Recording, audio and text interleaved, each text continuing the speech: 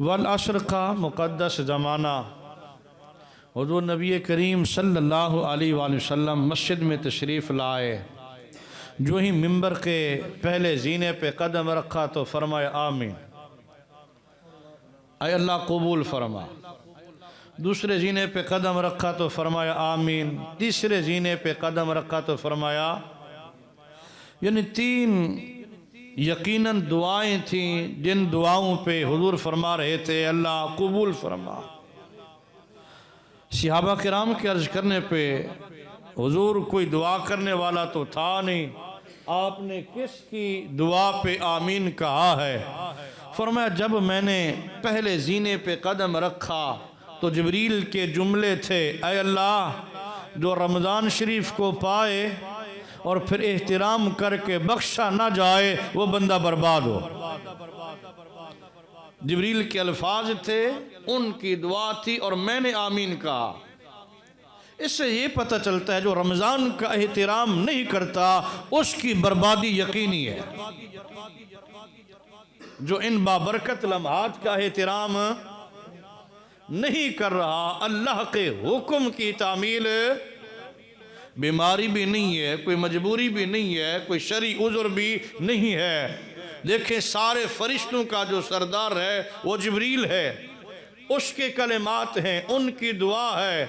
और जिस दुआ पे सारे नबियों के सरदार आमीन कह दें, उस दुआ की कबूलियत में शक व शुबा की गुंजाइश हो सकती है? जिब्रील कहते हैं, और जिब्रील क्या अपनी मर्जी से बोल रहे थे? पता चला मेरा रब फरमा रहा था, महबूब जिसको रमज़ान नसीब हो फिर रोज़े ना रख सके, इस रमज़ान शरीफ का एहतराम ना कर सके, तो वो बंदा बर्बाद हो गया। उसकी दुनिया भी बर्बाद, उसकी आखिरत भी। तो वो बंदा खुश नसीब है जिसने एहतराम किया, वो बख्शा गया। कामयाबी का जो इन्हिसार है इस महीने के एहतराम पे है। हर एतबार से जो अल्लाह करीम ने ड्यूटी लगाई है एक साहिब ईमान की, एक कलमा गो मुसलमान की, काफिर पे रोज़े फर्ज को नहीं है, काफिर के लिए नमाज नमूज को नहीं है, काफिर के लिए कुरान की तिलावत नहीं है। ये जिम्मेदारियां, ये ड्यूटियां साहिब ईमान पे आयद होती हैं। जिसने नबी करीम सल्लल्लाहु अलैहि वसल्लम का कलमा तैयबा पढ़ा, सरकार दो आलम सल्लल्लाहु अलैहि वसल्लम की बारगाह में बुखारी के हदीस पाक के एक शख्स हाजिर हुआ, हुजूर कोई ऐसा अमल बताएं, इज़ा अमिलतुहु दखलतुल जन्ना, जब मैं वो काम करूं तो जन्नत में दाखिल हो जाऊं। आका ने शाह फरमाया वक़्त पे नमाज अदा कर, रमज़ान शरीफ का महीना नसीब हो तो रोज़े रख, साहिब निसाब है तो ज़कात अदा कर, अल्लाह इस्तिताअत दे तो हज भी अदा कर। ये हुकूकुल्लाह के एतबार से नबी करीम सल्लल्लाहु अलैहि वसल्लम ने उसको ये 4 काम बताए। कलमा गो तो वो था, हुजूर मेरी रहनुमाई करें, दुल्लोनी अला अमलिन, ऐसे अमल की रहनुमाई हो जब मैं करूं तो जन्नत में दाखिल हो जाऊं। जब सरकार दो आलम सल्लल्लाहु अलैहि वसल्लम ने यह काम इरशाद फरमाए, उसने अर्ज किया हुजूर इसके अलावा कोई और बात भी है? फरमाया नहीं, इन्हीं पे पाबंद रहे। उसने अर्ज किया वल्लाहि, अल्लाह की कसम, ला अजीदो मिनहा शैयन वला अनकुसो, इनमें ना मैं किसी चीज में ज्यादती करूंगा ना कमी करूंगा, मैं पाबंद रहूंगा। रब ने रमजान शरीफ दिया तो रोजे रखूंगा, अल्लाह ने इस्तिताअत दी तो हज करूंगा, साहिब निसाब बना तो ज़कात भी अदा करूंगा। हुजूर अल्लाह की कसम मैं इनमें कमी बेशी। उस कसम खा के जदों सरकार की बारगाह में अर्ज किया तो वापस जान लग्या ना, तो करीम आका ने शाह फरमाया जिस जंती वेखना हो ना जींदियां जी, जिस जागदा जंती वेखना हो तो इस जान वाले अराबी नूं तक लग। पता चला ये जो अहकाम इस्लाम है इन पे जब मोमिन ड्यूटी देता है ना तो फिर ज़हरा के बाबे ने मरने से पहले जन्नत की बिशारत अता फरमाई। तो रमज़ान शरीफ के लम्हात नसीब हों। और जिब्रील अर्ज कर रहे हैं वो बंदा तबाह बर्बाद हो, ऐसी बाबरकत घड़ियां पा के भी वो रोज़ा ना रखे, ऐसा प्यारा मौसम नसीब हो के भी वो बहाना बनाता रहे, रोज़े से उकताता रहे, रोज़ा ना रखे, वो बंदा तबाह हो बर्बाद हो। उस बंदे को सुकून नसीब, और सुकून यकीनन करीम अल्लाह की याद में, बाकी किसी चीज में रब ने सुकून नहीं रखा। कायनात की जितनी भी नेमतें हैं उनमें से अल्लाह ने अगर सुकून रखा है तो सिर्फ और सिर्फ अपनी याद में रखा। अला बिज़िक्रिल्लाह तत्मइन्नुल, जो कुरूब का इत्मीनान है, जो बातिन का, जो अंदर का सुकून है, वो अल्लाह ने अपनी याद में रखा है।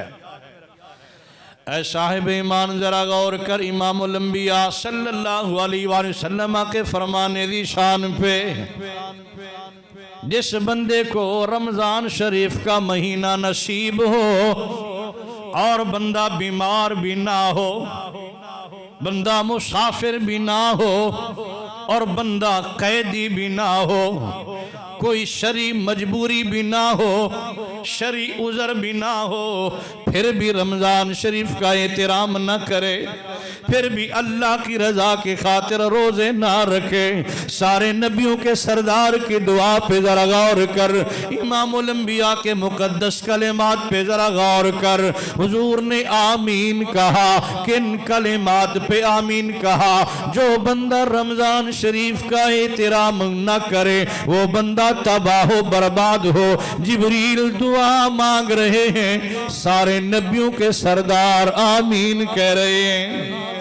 पता चला इस मादियत परस्ती के दौर के अंदर बंदा गरीब भी हो, मुफलिस भी हो, नादार भी हो, बड़ी बड़ी मजबूरियां हैं, लेकिन रोजा छोड़ता नहीं है। अल्लाह की रजा के खातिर रोजा भी रखता है, कुरान की तिलावत भी करता है, अपनी जुबान की हिफाजत करने वाला, अपनी समातों की हिफाजत करने वाला, अपने जिस्म के हर उज़्व को खयानत से बचाने वाला, यूं कहें करीम अल्लाह को राजी करने वाला। फिर रब इनाम क्या देता है? रब इनाम ये देता है, ऐसे करने वाले को अल्लाह बख्शिश का परवाना अता फरमा देता है। इसलिए जनाब बहाना नहीं चलेगा। शियत देने वाला भी अल्लाह, और बीमारी देने वाला भी अल्लाह, रिस्क देने वाला भी अल्लाह, इम्तिहान देने वाला भी अल्लाह, जवानी देने वाला भी अल्लाह, बुढ़ापा देने वाला भी अल्लाह, इज्जतों का मालिक भी वही है, आकमुल हाकिमीन वही है, वो मुसव्विर यकता, वो माबूद बरहक, जिस हाल में रखे साहिब ईमान तुझे अल्लाह का शुक्र अदा करना चाहिए, अल्लाह की हर नेमत का शुक्र अदा करना चाहिए। ये रमजान शरीफ तुझे अल्लाह ने जिंदगी में इसलिए नसीब फरमाया, इसका एहतराम तू कर। कयामत वाले दिन ये महीना अल्लाह के दरबार में तेरा सिफारिश बन के आएगा।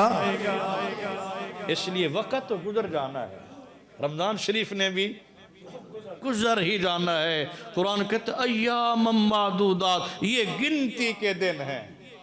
एक रोजा रखा तो आखा बाकी 28 बच्चे जनाब, बाकी दा लफ्ज़ नाल ही शुरू हो गया, पता ही नहीं लगना ये दिन खत्म हो जाने हैं। लेकिन इनके बीत जाने के बाद दुख होगा उनको जो कुछ ना कर सके। आज़ादी का माहौल था, पाबंदियां भी खत्म थी, नेमतों की भी फरावानी थी, रिस्क की भी कमी भी नहीं थी, फिर भी बंदे ने रोजा ना रखा, अल्लाह के दरबार में सजदा रेज ना हुआ। ये मेहमान चला जाएगा, इसकी मेहमान नवाजी इस अंदाज में कर, इस मोहब्बत इखलास के साथ कर। इस मेहमान के रुखसत होने के बाद जब ये महीना अल्लाह के दरबार में पहुंचे और तेरे हक में गवाही दे, अल्लाह भी राजी हो जाए, अल्लाह का रसूल भी राजी हो जाए। जिब्रील की ये कालिमात, वो बंदा तबाह बर्बाद हो जो रमजान शरीफ को पाए और फिर अल्लाह को ना मना सके, यानी इहदे विच अल्लाह जल्दी मनी वैंदा है। जन्नत के दरवाजे सारे खुले हैं, रहमत के दरवाजे खुले हैं, आसमानों के सारे दरवाजे खुले हैं, शैतान बंद, जहन्नम के बूहे बंद। इसलिए फरमाया इसमें वो करीम जल्दी राजी होता है। जो इसमें भी ना मना सके तो वो बंदा तबाह हो, बर्बाद हो। जिब्रील के कलिमात थे और सारे नबियों के सरदार जिब्रील अमीन के कलिमात पे आमीन फरमा रहे थे। और दूसरी आमीन नबी करीम सल्लल्लाहु अलैहि वसल्लम ने इन कलिमात पे आमीन कहा। जिब्रील ने अर्ज की हुजूर वो बंदा भी तबाह बर्बाद हो जो अम्मा बाबे को बुढ़ापे में पा के उनको राजी करके जन्नत न हासिल कर सके। खाली रमज़ान शरीफ नहीं, जो हुकूकुल इबाद में से सबसे पहले जिनका हक बनता है वो वालिदैन है। एक बहुत बड़े आलिम दीन फरमाते हैं एक माँ की दुआ में 70 वलियों की दुआ से भी ज्यादा असर होता। 70 वलियों की दुआ एक तरफ और अकेली एक अम्मा की दुआ। इमामुल अंबिया के फरमान पे जरा गौर कर। रमज़ान शरीफ के इन बाबरकत लम्हात के अंदर खुदा करे जिनके वालिदैन बाहयात हैं, औलाद को अल्लाह उनकी खिदमत की तौफीक अता फरमा दे। बुढ़ापे के अंदर उनकी ज़रूरियात को पूरा करने की तौफीक अता फरमा दे। फरमाए ये कुछ नहीं लेते, ये कुछ नहीं लेते, लेकिन देते इतने हैं कि मरने के बाद भी ख़त्म नहीं होते। जिनके चले गए ना फिर उनसे पूछ, वो तरसते हैं फिर झिड़कियों को भी कि काश अब्बा होता, मुझे झिड़कता इसे। खास माँ होती वो मुझसे नाराज ही होती, मुझे सख्त जुमले बोल देती। तरसती है हयाती फिर उन लम्हात को कि काश के वालिदैन जिंदा होते। रमजान शरीफ का महीना और आका का मिंबर पे जलवा फरोज होना और फिर जिब्रील का आना। हुजूर शाला कख ना रवे उस बंदे दा। सादा लफ्ज़ विच यही तर्जुमा होएगा ना, ओ शाला कख ना रवे उस बंदे दा। और जेड़ा अम्मा बाबे नू बुढ़ापे विच भी पावे ते फिर उन्हां दी खिदमत करके ते जन्नत हासिल ना करे। यकीनन ऐसे बंदे का भी ना दुनिया में कुछ वकार है और ना फिर मरने के बाद कब्र में बहार है। और इन दो हस्तियों की जितनी कदर करे कम है। हुजूर नबी करीम सल्लल्लाहु अलैहि वसल्लम ने उम्रे का एहराम बांधा हुआ है, सहाबा साथ हैं। मदीने तैयबा से जब हुजूर जा रहे थे अबवा के मकाम पे अपनी अम्मा के मज़ार पे सरकार पहुँचे तो घुटने मुबारक झुक और आंखों से आंसू जारी हो गए। शाहबा के पूछने पर शाह फरमाया शाहबा काश मेरी माँ जिंदा होती और मैं तुम्हें नमाज पढ़ा रहा होता। कोई दुनिया के काम का, दुनिया के शुगल का हुजूर ने जिक्र नहीं किया। मुस्तफ़ा की अम्मा जिंदा होती और मैं अल्लाह का पाक पैगंबर मुसल्ला इमामत पे होता, मैं जमात करवा रहा होता, सहाबा तुम मेरी इक्तिदा में नमाज पढ़ रहे होते। काश उस वक्त मेरी माँ का बुलावा आ जाता, तुम देखते रहते, मैं नमाज छोड़ देता, पहले माँ की बात। इस पे जरा गौर करना, ये जुमला बोलने की जरूरत क्या थी? असल में उम्मत को सिखाना था।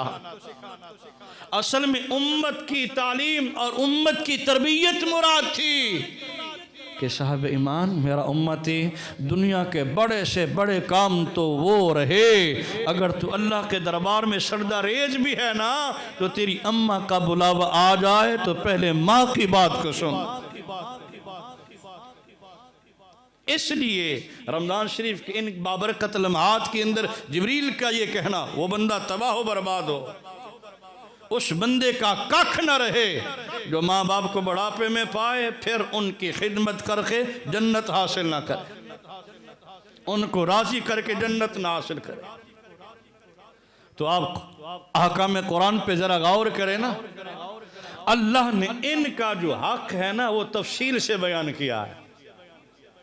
इनका हक, माँ बाप का जो हक है ना, और उस हक की अदायगी का जो अंदाज है वो रब ने बताया है। वक़दा रब्बुक, महबूब आपके रब का ये फैसला है, अल्लाह ताबुदु इल्ला इय्याहु व बिल वालिदैन एहसाना, इबादत सिर्फ अल्लाह की और एहसान करना है ना, तो फिर पहले दोस्तों पे ना कर, अम्मा बाबे पे एहसान कर। इम्मा यबलुगन्ना इंदकल किबरा अहदुहुमा, अगर दोनों बूढ़े हो जाएं, औ किलाहुमा, एक बूढ़ा हो जाए या दोनों, किलाहुमा दोनों बूढ़े हो जाएं, फला तकुल लहुमा उफ़िन, माँ बाप को उफ़ भी नहीं कहनी। इनको उफ़ कहने की इजाज़त, माँ बाप को उफ़ कहने की इजाज़त, वला तनहरहुमा, माँ बाप को झिड़कना भी नहीं है। बुढ़े हो गए हो तो हुण सानू तंग पे कर दियो, तुहाडी खग सानू सौण नहीं पे देंदी। हाय हाय हाय, तुम्हारे खर्चे अब हमसे बर्दाश्त नहीं होते, तुम तो हम पे बोझ ही बन के रह गए हो। और अपनी औलाद दा सोचिए, तुहाडा करिए। साहिब ईमान अल्लाह के कुरान पे गौर कर, वो रब कितना मोहब्बत करता है अपने बंदों से, और कितने मोहब्बत की अंदाज में अल्लाह इरशाद फरमा रहा है। फरमाया वला तनहरहुमा, साहिब ईमान अम्मा बाबे को झिड़कना भी नहीं है। वकुल लहुमा कौलन करीमा, रब के कुरान के अल्फाज पे जरा गौर करें, किन किन कलेमात का अल्लाह इंतिखाब कर रहा है। फरमाया दुनिया के जिस भी बंदे से बात करनी हो, अंदाज भी तेरा, कलेमात भी तेरे, अल्फाज भी तेरे, लेकिन नाना जब तूने अपनी अम्मा बाबे से बात करनी है, अल्लाह फरमाता मेरा बंदा आ, अंदाज में अल्लाह तुझे सिखाता हूं। दुनिया के किसी बंदे से गुफ्तगू करने का जो अंदाज है, अल्लाह ने इतना फरमाया वक़ूलू लिन्नासे हुस्ना, लोगों से जब भी बात करो अच्छे अंदाज में बात करो, लेकिन कुर्बान जाए माँ बाप का जो मकाम है, अल्लाह ने वालिदैन को जो इज्जत अता फरमाई है, उनके एहतराम के अंदर रब इतना प्यार करता है अपने बंदों से। फरमाया वक़ुल लहुमा कौलन करीमा, बात का तलख होना तो दूर की बात है, अंदाज का तलख होना तो दूर की बात है। साहिब ईमान ये इतने अजीम है, इनसे बात भी कर तो करीमाना अंदाज, तेरा अंदाज भी मोहब्बत वाला होना चाहिए। तू हुण जवान हो गया, तेरे विच नवा खून है ते खून दी गर्मी, फरमाया ना ना, इत्थे बहादरी ते दिलेरी ते जोशपन नहीं, इत्थे तेरी आवाज भी उच्ची नहीं होनी चाहिए। जिनके साथ अल्लाह इतना गुफ्तगू करने का अंदाज लफ्ज़ करीम इस्तेमाल फरमा रहा है, फिर अपने दिल को सोचिए उन्हों का कितना हक बनता जनाब औलाद। वक़्फ़िद लहुमा जनाह ज़ुल्ल मिनर रहमा, हर वक्त माँ बाप के लिए खिदमत के बाजू तैयार रख। इत्थे रब वंड नहीं की, रात गुजर जाए तो फिर किसी और के तो माँ बाप को हवाले कर दे, हर वक्त उनकी खिदमत के लिए तैयार रहे। वक़ुर रब्बिरहमहुमा कमा रब्बयानी सगीरा, मेरे दरबार में जब तेरे हाथ उठे ना, फिर उनके लिए भी दुआ कर, उनके लिए दुआ के कलिमात भी अल्लाह सिखा रहा है। इरहमहुमा, अल्लाह से यहाँ मेरे अम्मा बाबे ते रहमत कर, कमा रब्बयानी सगीरा, जिवें उन्हां मैनू आलम सिगर बचपने विच पालिया ना, रब उन्हां ते अपनी रहमत फरमा। तो इस्लाम ये तालीम देता, इनकी खिदमत जितनी की जाए कम, इनकी जरूरियात को जितना पूरा किया जाए कम है, क्योंकि हम मुसलमान हैं, वो और मुमालिक हैं जिन्होंने ओल्ड हाउस बनाए कि वालिदैन बूढ़े हो जाए, जाके उनको जमा कराओ, और साल के बाद गुलाब का फूल लो और जाके माँ बाप को पेश कर दो, साल के बाद नहीं। और फरमाया सुबह शाम इनकी जियारत कर, इनके तो खाली चेहरे को तकने पे भी अल्लाह मकबूल हज उम्रे का सवाब देता है।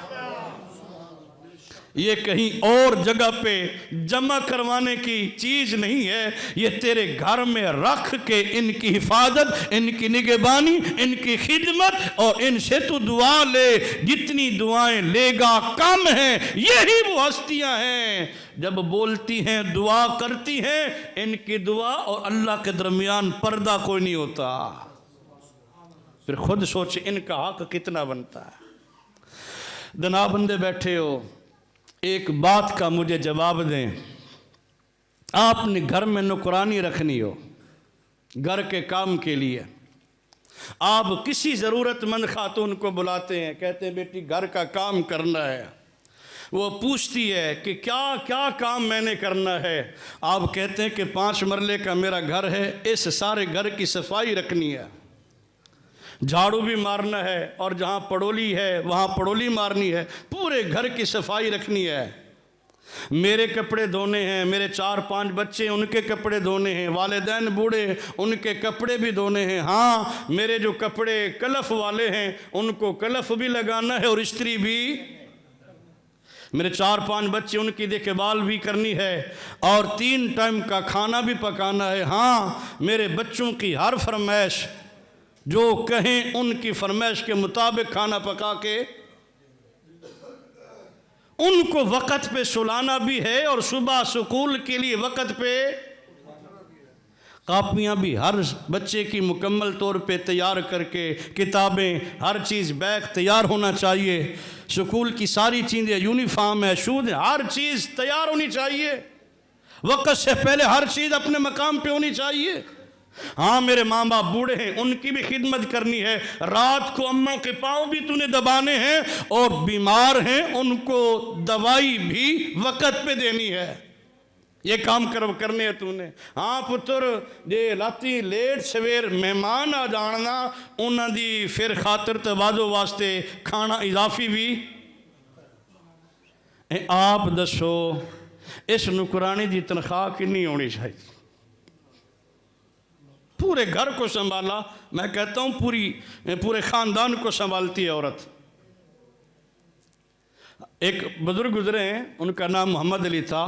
वो फरमाते थे 100 बंदे मिलके, कितने? 100 बंदे मिलके एक घर का सामान एक मकाम पे नहीं रख सकते। एक औरत होती है, उसको पता होता है कौन सी चीज़ कहाँ पड़ी है, जब खावंद कहते फौरन उठा के पेश कर देती है। इन्हीं गल है। सवाल बाकी है, वो जो काम मैंने बताए हैं, ऐसी खातून का महाना कितना होना चाहिए इस महंगाई के दौर में? आप बता सकते हैं? काम की लिस्ट मुख्तसर मैंने अर्ज की है, और भी काम बेशुमार हैं जो एक घर के साथ रिलेटेड हैं। कितनी तनख्वाह होनी चाहिए? 10,000 प्रोफेसर, 50,000 चलो कर लीजिए। हाँ, कम से कम 50,000 तो होनी चाहिए। भावें जो महंगाई है, काम जो डिग सारे ने हूँ सीने ते हाथ रख के मैनू दसो खां, ये सारे काम अम्मा कर दिए तो फ्री कर दी? कौन कर दी? जिन्हें दा मामा टुर गए वो भी सोना बोलन, तो जिन्हें दा जींदी वो भी बोलन। कौन कर दी? हाय हाय, ये अम्मा सारे काम करती है, ये सब के नखरे बर्दाश्त करती है, ये औलाद के ताने भी बर्दाश्त करती है, ये अपने खावन की झिड़कियां भी बर्दाश्त करती है, ये बरादरी की बातें भी बर्दाश्त करती है। ये माँ है, यह कायनात की कोई और औरत कर सकती भी नहीं है जो इतना करे। रमज़ान के लम्हात में दिल से पूछ के मुझे तो बता, ऐसी खातून जब बूढ़ी हो जाए, सफ़ेद सर हो जाए, बेयारो मददगार पड़ी हो बिस्तर मरग पे, वही बेटा नजरें चुका के शाम को गुजर जाए, माँ से हाल तक ना पूछे, ऐसी माँ के दिल पे क्या गुजरेगी? हमारे रोजे किसी खाते के नहीं है, हमारी शब्बेदारियां किसी खाते के नहीं है, हमारी तहज्जुद इशराक सारी मुंह पे मार दी जाएगी। अगर ये दो हस्तियां राजी नहीं है तो आप हर साल हज करें, हर महीने आप उम्रे करें, किसी खाते के नहीं है। जिन्होंने आपको यहां से उठा के उधर तक पहुंचाया और किसी की परवाह ना की, आज अगर वो तुम्हारी जरूरियात और तुम्हारी खिदमत और तुम्हारी मोहब्बत के मुंतजर हैं और तुम नजरें चुकाओ, साइड से होके गुजर जाओ, ऐसी सूरत में अल्लाह भी राजी नहीं होगा। आका का ये फरमान, जिब्रील का हाजिर होना सोना साला कख ना रवे उस बंदे दा। मैं तर्जमा तुहाडे मिजाज के मुताबिक कर रही हाँ। हदीस के अल्फाज हैं, वो बंदा तबाह हो बर्बाद हो, जो तबाह बर्बाद हो तो कख ना ही रहा।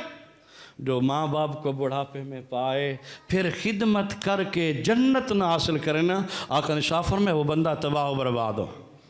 जिब्रील के कलिमात थे और सारे नबियों के सरदार आमीन कह रहे थे। अल्लाह सैया ए जिब्रील जी में आधा पिया ना, इसकी दुआ को कबूलियत पे मैं अल्लाह का नाबी आमीन कह रहा हूँ, अल्लाह इसकी दुआ को कबूल फरमा। जब हुजूर फरमा दे कि अल्लाह कबूल फरमा, वाकई बंदे का कख हर चीज़ होती है, बीवी भी होती है, आला मकान भी होता है, नौकरी भी होती है, इनकम भी बड़ी माकूल होती है, लेकिन इधर सुकून नहीं होता। जो बड़ी नेमत थी ना वो सुकून था, हर चीज़ मिल गई। ये सुकून तब मिलेगा जब तेरे माँ बाप तुझ पे राज़ी होंगे।